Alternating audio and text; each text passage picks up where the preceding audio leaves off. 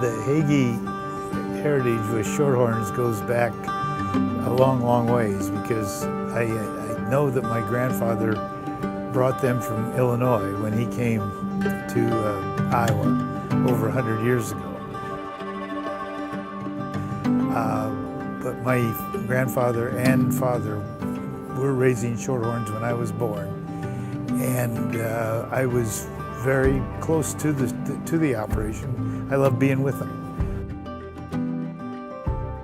Our time with shorthorns was cut short because my dad became pretty successful in a couple of other businesses, and the shorthorn business was so time-consuming that he dispersed those when I was a teenager. So we spent 25 or so years out of the shorthorn business.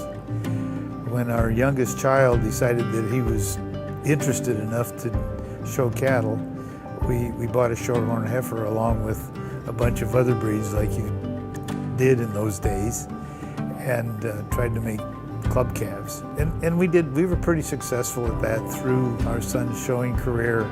When he decided he didn't want to show anymore, we decided that we wanted to just concentrate on the shorthorns and sold all of the other breeds.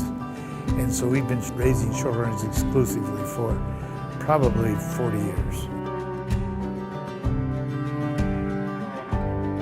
The name Cyclone Trace didn't just happen. First of all, it's a given. I'm a Iowa State Cyclone fan, so maybe that explains the cyclone, the tornado. But there is more to it than that. There's a golf course in Florida called Eagle Trace, and I always thought that was the coolest name for an organization or a place. And I couldn't use Hawkeye Trace because of the fact that I did not want to be associated with the Iowa Hawkeyes. So Cyclone Trace became a natural.